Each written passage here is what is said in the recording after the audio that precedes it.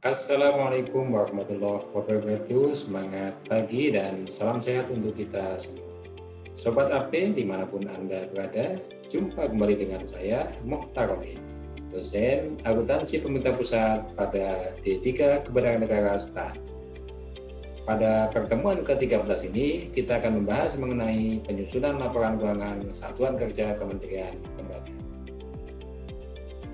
Penyusunan laporan keuangan Satuan Kerja Kementerian Lembaga dimulai dengan pencatatan dokumen sumber dalam jurnal, dilanjutkan dengan posting di buku besar, dan penyajian dalam laporan keuangan.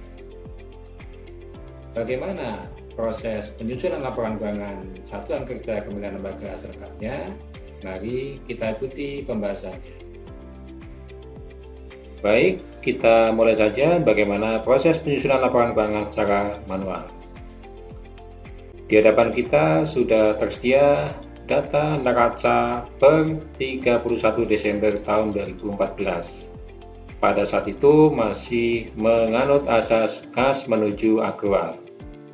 Kalau kita perhatikan, di kelompok asetnya ini tidak ada perbedaan dengan aset di neraca bahasa akrual. Demikian juga dengan kewajibannya tidak nampak perbedaannya. Yang nampak perbedaan antara neraca kas menuju akrual dengan neraca akrual adalah di kelompok ekuitas dananya. Di neraca kas menuju akrual, ekuitas dana dibagi menjadi ekuitas dana lancar dan ekuitas dana investasi.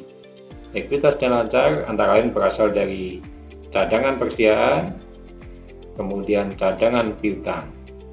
Sedangkan ekuitas dana investasi ini berasal dari akun lawan dari aset tetap, yaitu diinvestasikan dalam aset tetap.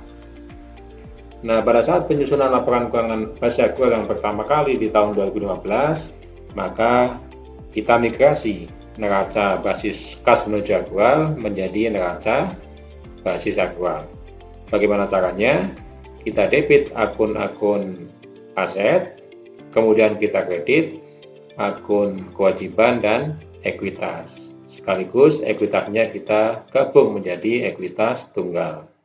Sehingga jurnalnya, jurnal saldo awal migrasi dari kas menuju akrual menjadi basis akrual adalah kas lainnya dan setara kas, kemudian persediaan, tanah, peralatan dan mesin, gedung dan bangunan, kemudian kreditnya akumulasi penyusutan, hutang kepada pihak ketiga, dan ekuitas.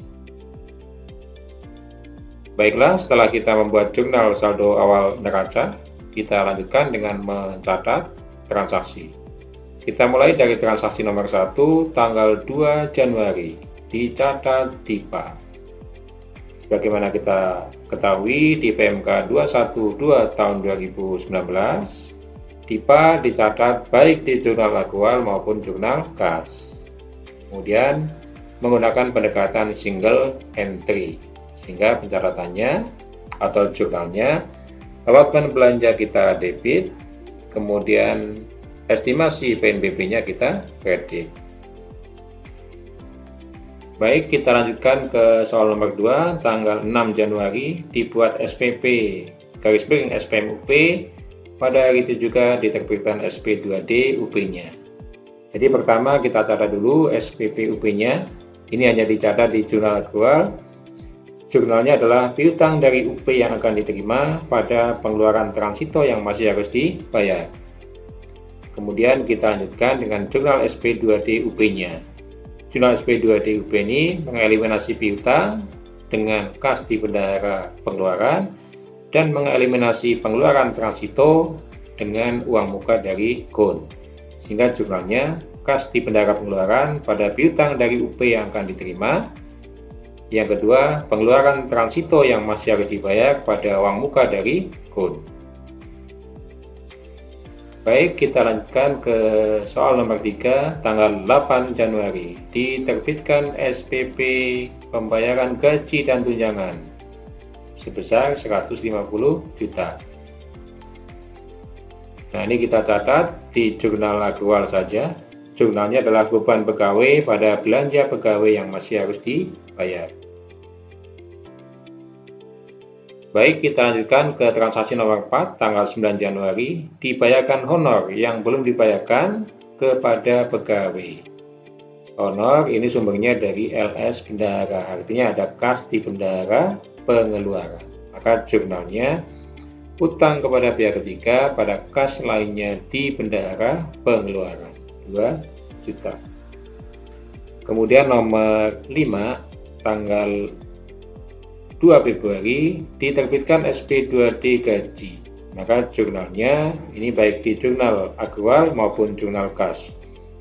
Di jurnal akrualnya beban pegawai pada ditagihkan ke entitas lain, serta di jurnal kasnya belanja pegawai pada ditagihkan ke entitas lain. Kemudian terdapat potongan sewa rumah dinas. Potongan sewa rumah dinas ini menjadi PNBP bagi kementerian lembaga yang bersangkutan. Sehingga kita catat diterima dengan entitas lain pada pendapatan LO di jurnal akrual, serta diterima dengan entitas lain pada pendapatan layak A di jurnal kas. Kemudian nomor 6, tanggal 10 Maret, ditandatangani kontrak pengadaan. Ini jurnal komitmen. Jurnalnya adalah belanja barang pada dicadangkan untuk belanja barang. Kemudian kita lanjutkan transaksi nomor 7 tanggal 20 Maret diserah terimakan ATK dan vaksin cacar dengan BAST. Maka kita catat persediaan yang belum diregister pada utang yang belum diterima tagihannya. Kemudian nomor 8 diajukan SPP SPM untuk pengadaan ATK dan vaksin.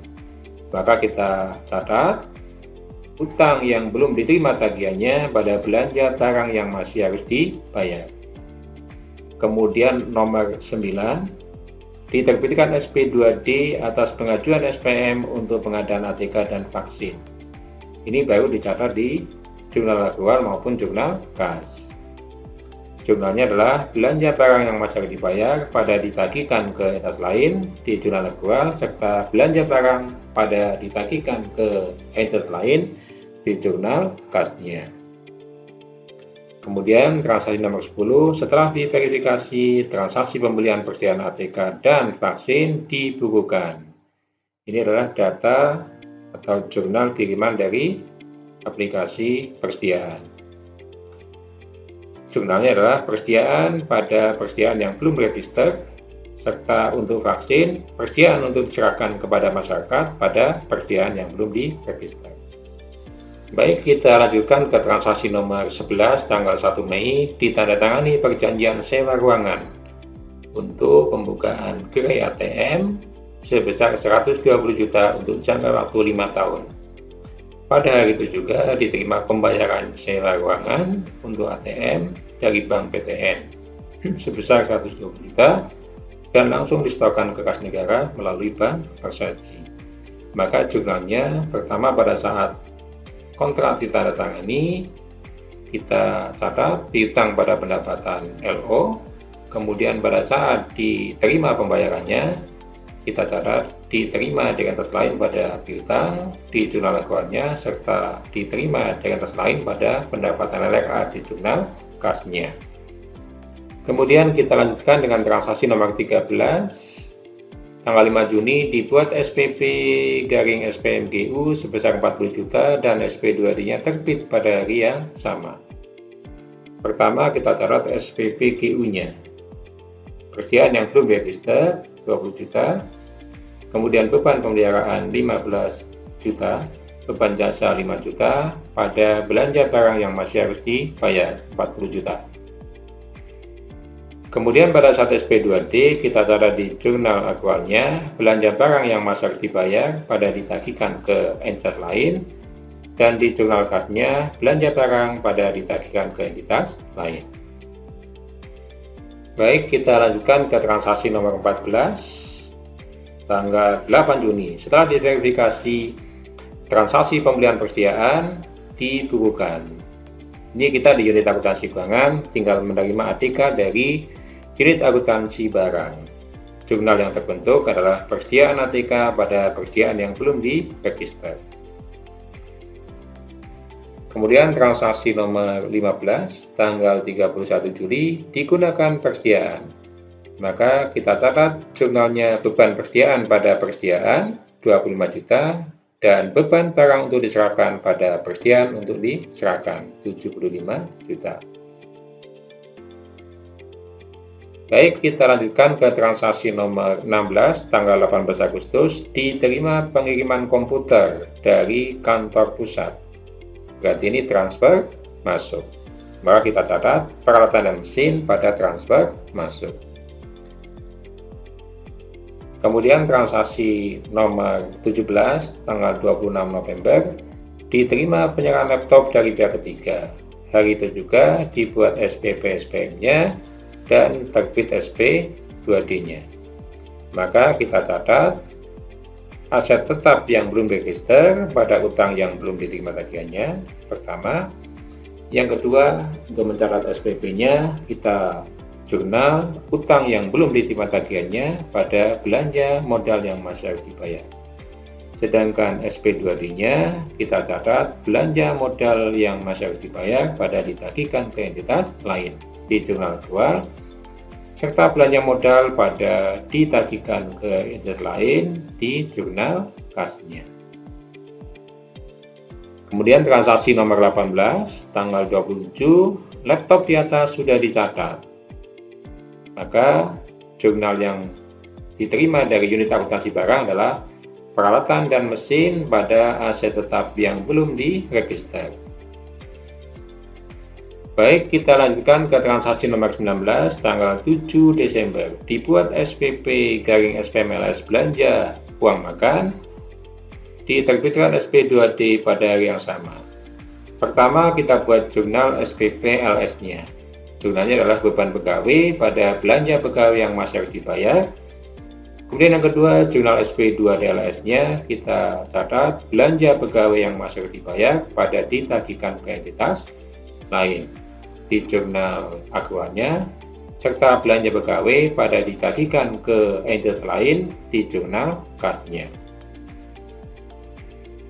Kemudian transaksi nomor 20 dibuat SPP garing SPMG Unihil belanja jasa pemeliharaan sebesar 45 juta dan SP2D-nya terbit pada hari yang sama. Maka kita catat pertama SPP G Unihil-nya dulu, beban pemeliharaan pada belanja barang yang masih harus dibayar. Yang kedua, kita catat SP2D G Unihil-nya, yaitu belanja barang yang masih harus dibayar pada ditagihkan ke entitas lain di jurnal aktualnya, serta belanja barang pada ditagihkan ke entitas lain di jurnal kasnya. Selain itu, di jurnal aktual ada jurnal pengembalian UP, yaitu uang muka dari KUN pada kas di bendahara pengeluaran. Baik, kita lanjutkan ke transaksi nomor 21 tanggal 22 Desember. Disetorkan sisa UP sebesar 5 juta ke kas negara. Jurnal penyetoran SAUP ini sama dengan jurnal balik dari SP2DP. Jurnalnya adalah uang muka dari KUN pada kas di bendahara pengeluaran. Baik, kita lanjutkan ke transaksi nomor 22 tanggal 24 Desember. Disetorkan pengembalian uang makan bulan November sebesar 1 juta ke kas negara. Jurnalnya adalah diterima dari entitas lain pada beban pegawai di jurnal aktualnya, serta diterima dari entitas lain pada belanja pegawai di jurnal kasnya. Baik, sepertinya kita sudah selesaikan jurnal transaksinya. Bisa kita lanjutkan ke nomor 23, yaitu jurnal penyesuaian. Pertama, penyesuaian terkait dengan penyusutan aset tetap. Jurnalnya adalah beban penyusutan pada akumulasi penyusutan. Baik, kita lanjutkan ke transaksi penyesuaian yang kedua, yaitu pendapatan diterima di muka. Pendapatan diterima di muka yang sudah dapat diakui sebagai pendapatan sewa adalah 8 bulan atau 16 juta. Artinya, kita mengakui pendapatan terlalu tinggi sebesar 104 juta, sehingga kita debit pendapatan LO pada pendapatan diterima di muka. Kemudian penyesuaian yang ketiga, diterima SK kenaikan pangkat pegawai. terhitung mulai tanggal 1 Oktober 2015. Jumlah kekurangan gaji yang belum dibayarkan sebesar 275.000. Maka jurnalnya beban pegawai pada belanja pegawai yang masih harus dibayar. Yang keempat, terdapat keterlambatan serah terima pekerjaan, sehingga perlu dikenakan denda keterlambatan senilai 1,2 juta. Kita catat piutang pendapatan pada pendapatan LO 1,2 juta.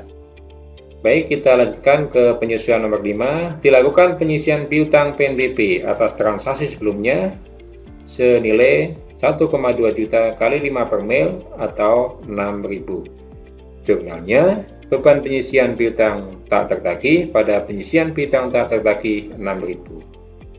Baik, kita lanjutkan ke penyesuaian nomor 6 terkait dengan persediaan. Nilai persediaan hasil stock of name pada akhir tahun 2015 adalah 141 juta, yang terdiri dari persediaan untuk diserahkan sebesar 24 juta dan persediaan akhir barang konsumsi 117 juta. Maka kita harus membuat perhitungan berapa persediaan awal, kemudian ditambah pembelian, dan dikurangi dengan pemakaian, sehingga akan diketahui berapa beban persediaannya. Dari hasil perhitungan, maka jurnal penyesuaiannya adalah pertama persediaan pada beban persediaan sebesar 2 juta, serta beban persediaan untuk diserahkan pada persediaan untuk diserahkan sebesar 1 juta. Kemudian penyesuaian nomor 7, diterima kas yang belum disetorkan ke kas negara dari PNBP sebesar 2.300.000. Maka dicatat kas di bendahara penerimaan pada pendapatan LO. Kemudian nomor 8, terdapat uang makan atas SP2D yang terbit tanggal 7 Desember tahun 2015 sebesar 520.000 yang belum diserahkan kepada yang berhak. Kita akui sebagai utang kepada pihak ketiga lainnya. Jurnalnya, kas lainnya di bendahara pengeluaran pada utang kepada pihak ketiga. Kemudian penyesuaian yang terakhir, terdapat pendapatan jasa giro yang belum di-store di bendahara pengeluaran sebesar 300.000. Jurnalnya, kas lainnya di bendahara pengeluaran pada pendapatan LO. Baiklah Sobat AP, sudah kita selesaikan proses penjurnalannya mulai dari jurnal saldo awal, kemudian dilanjutkan dengan jurnal DIPA, jurnal realisasi sampai jurnal penyesuaian. Untuk selanjutnya bisa kita posting jurnal-jurnal tadi ke dalam buku besar, kemudian bisa kita masukkan ke dalam neraca lajur sebagai alat bantu untuk menyusun laporan keuangan. Baik, dari posting yang sudah kita lakukan, kita dapatkan saldo-saldo akun yang kita kumpulkan menjadi neraca saldo. Di sini diketahui saldo persediaan misalkan 140 juta, kemudian tanah 1 miliar, dan seterusnya. Total saldonya adalah 8.928.930.000 rupiah. Kemudian dari jurnal penyesuaian kita masukkan ke kolom penyesuaian. Akan tadi persediaan ada debit 2 juta, kita masukkan ke kolom debit. Kemudian ada persediaan kredit 1 juta, kita masukkan ke kolom kredit. Setelah kita masukkan semua jurnal penyesuaian ke kolom penyesuaian, maka kita bisa memperoleh neraca saldo setelah disesuaikan. Dari neraca saldo setelah disesuaikan, kita sudah memperoleh angka yang siap untuk disajikan dalam laporan keuangan. Pertama, kita bagi menjadi 2 kolom, akun-akun neraca, kita masukkan ke kolom neraca, kemudian akun-akun nominal kita masukkan ke kolom laporan operasional. Baik, setelah kita menyelesaikan neraca lajur, bisa kita lanjutkan dengan penyajian laporan keuangannya. Baik, yang pertama laporan realisasi anggaran. Angka di laporan realisasi anggaran, untuk anggarannya kita dapatkan dari jurnal anggaran, sedangkan Angka realisasinya kita dapatkan dari jurnal realisasi. Pertama untuk PNBP anggarannya 250 juta, realisasinya 120.930.000 rupiah atau 48%. Kemudian yang kedua untuk belanjanya, pertama adalah belanja operasi, terdiri dari belanja pegawai dan belanja barang, serta belanja modal, yaitu belanja peralatan dan mesin. Kemudian laporan keuangan yang kedua adalah laporan operasional. Laporan operasional ini berbasis akrual, kita dapatkan dari jurnal akrual angka-angkanya. Pertama untuk pendapatan negara bukan pajak sebesar 20.730.000, sedangkan bebannya beban pegawai, beban persediaan, beban barang untuk diserahkan, beban barang dan jasa, beban pemeliharaan, beban penyusutan, serta beban penyisian piutang tidak tertagih. Jumlah pendapatan 20.730.000, sedangkan jumlah beban 844.531.000, sehingga terjadi defisit sebesar 823.801.000 rupiah. Selanjutnya, defisit di laporan operasional ini akan kita bawa ke laporan perubahan ekuitas. Nah, inilah laporan perubahan ekuitas, dimulai dari ekuitas awal 5.570 juta, kemudian defisit LO 823.801.000, kemudian ada transaksi antar entitas, yaitu ditagihkan ke entitas lain, dikurangi dengan diterima dari entitas lain, ditambah dengan transfer masuk, dikurangi dengan transfer keluar. Totalnya 317.070.000 rupiah. Sehingga ekuitas akhir adalah 5.063.269.000 rupiah. Selanjutnya, ekuitas akhir di laporan perubahan ekuitas ini akan kita bawa sebagai ekuitas di neraca sebesar 5.063.269.000 rupiah. Sama jumlah ekuitas di neraca dengan ekuitas akhir di laporan perubahan ekuitas. Selanjutnya di neraca kita sajikan mulai dari aset lancar, kemudian aset tetapnya. Total aset adalah 5.168.064.000 rupiah. Kemudian jumlah kewajiban ditambah dengan jumlah ekuitas ini sama dengan jumlah aset. Jadi sesuai dengan persamaan akuntansi, aset sama dengan kewajiban ditambah ekuitas. Sobat AP, demikian tadi penjelasan mengenai bagaimana penyusunan laporan keuangan satuan kerja kementerian lembaga. Semoga bermanfaat. Terima kasih. Assalamualaikum warahmatullahi wabarakatuh.